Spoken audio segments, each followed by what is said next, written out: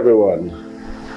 What we'll be discussing today is something that is really, really important. Negotiations. The act of negotiating. We've come to understand that negotiation is all about discussion. We negotiate with ourselves every day. Like, what will you eat? What will I do today?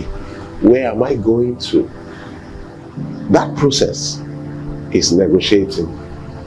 And we live our life every day doing that.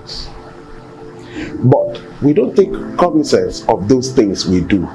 Take for instance, if you have lived in our own generation, where buying of things were actually in the market, where you don't have to place orders. I can remember when we were young, we do follow our parents, especially my mother. We go with her to the market, and she just had a way of going around negotiating the same thing. At the end of the old day, we get tired. We say, you know what, mommy, you just go around, we wait for you. But all she was doing was negotiating. And that has helped me to know how to negotiate in my own business. So I'll be going through those steps with you today so that we can understand. We could get to know how to negotiate. I've seen people complain, I don't know how to negotiate. I don't think I discussed it well. The business, I think he cheated me. I think he made a kill out of the deal and I had nothing. It's all about negotiating. How have you been able to negotiate your way through? The basic part of every negotiation is what you can gain. It's what comes to you at the end of the day. How do you feel? How your emotions run during the process? And negotiation is a two-way thing. It's either you're buying or you're selling. It's either you're asking or you're receiving. So you must know how and the methodology to place yourself on a better stand when you negotiate. We'll be discussing that today. And as I've said earlier, don't forget, my mother was the king of negotiator. My mom was a king negotiator. Yeah. Now, what makes you a good negotiator? How do you become good in negotiating? I've been running out some points where we could look at and see how it works for us. The first thing I want you to know is your knowledge of the matter, your knowledge of what is being negotiated for. How well equipped are you? Take for instance, you want to negotiate a real estate deal, maybe a buy, and you don't have an idea. You don't know what the real estate at the moment costs. You don't know what the inflation rate is.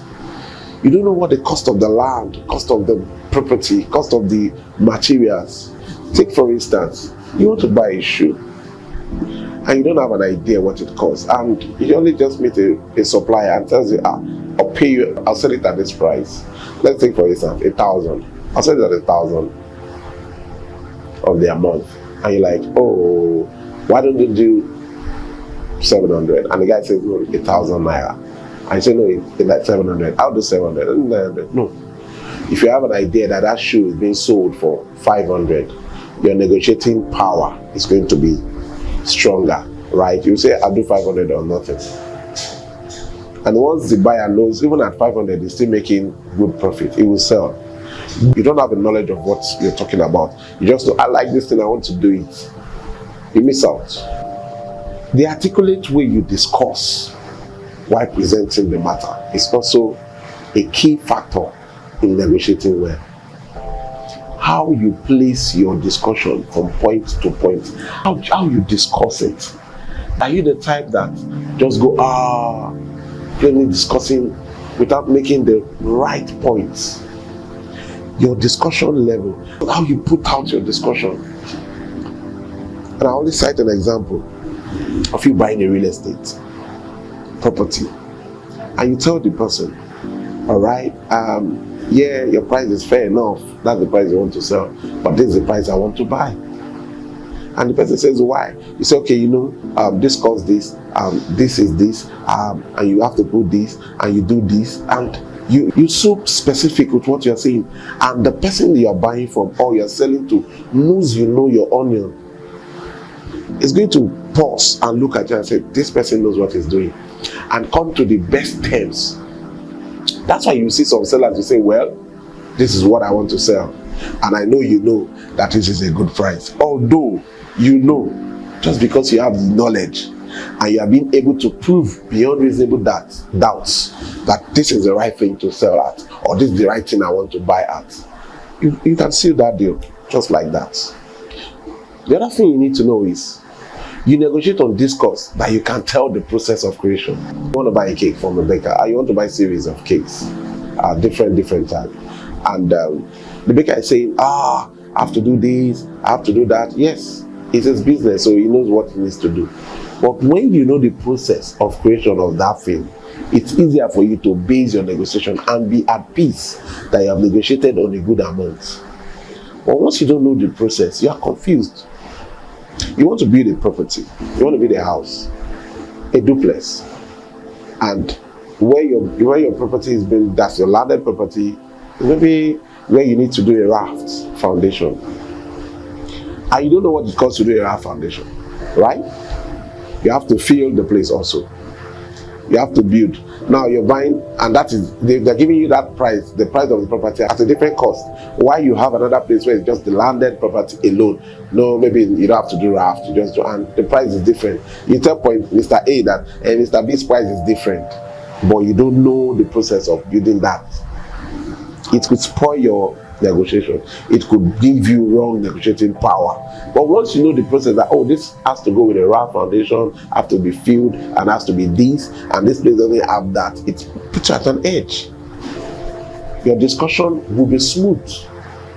You have the knowledge, your discussion is articulate, and you know the process. With that, you make the other party feel good with your presentation or your conclusion of the matters. Look at it this way. You've been able to put all your process together. You have to hit the emotional part of that person you are discussing with. You need to know that the other person should feel happy. And you yourself, you have to feel happy at the end of the day. So that thing can bring you guys to a good closure when you negotiate. You're making the other person happy, you're happy, everybody feels I've made a kill. You feel I've bought it at a good price, and the person that is selling says I've sold at a good price. It's at that point the deal can be concluded strictly well and very wonderfully discussed. There are things to know when you negotiate. It could be called advantages of good negotiation or disadvantages of negotiating. One of it is that you can lose the deal. Yeah, you can actually lose the deal. Because while negotiating, you have to also understand that time may not be on your side, or may not be on the seller or on the buyer side. Time may not be a good factor to play with. And so the other person will say, why is he negotiating with this low, and gets a better deal? He just takes it and you lose. So you must understand that while negotiating, you can lose the deal. It happens in all most negotiations. There have been negotiations that have been done. And while there's some negotiation that can take time, yes, time is a very good factor in negotiating. If you are in a hurry, there are two things. It's either you pay more, like by losing more, or you gain more. But I've hardly seen where you don't respect the factor of time and you gain more. No, you always lose in that negotiating team. There have been some deals we've negotiated in for over a year, and at those points you come, you go, you come back to the table of negotiation, you go again, you come back, you go again, and you keep doing this thing. We've done quite some negotiation that lasted a year too. Yes, full year, 12 months. We've been on it. We talk, we go, we come back, we don't conclude, we go for a month, we come back. What are we saying on these deals? And at the end of the day, we got a better deal. Yes, because the product was still on the table when we came back. and we could discuss well. And don't remember, the person at that point was willing to sell at the price we're willing to offer. As much as you can lose the deal, you can also get the deal. And you can get it cheaper. So you don't worry. If you lose some, you gain some. You gain some, you lose some. That's life. Because even the life we live, we negotiate it. You're waking up in the morning, you look at the time, let me go take my bath, let me go, you're negotiating. And sometimes you feel, oh, I don't want to go now, let me chill, let me rest. No, I have to go to work. These things are all negotiation. Negotiation is this discussion. Discussion is either leading to profit or to losses. But I want us to know that in life, the things you do matters. Because if you don't negotiate properly, you will lose out. Life itself is a business. So you have to put your negotiation power in your life and work things out and work things properly. Don't rush to conclude any negotiation. Don't rush. Because while you are not rushing, you are making the business work. If you're the one in a hurry, the person says, okay, if you want to buy, you have to pay me at this price. And if you can pay this price, I will sell.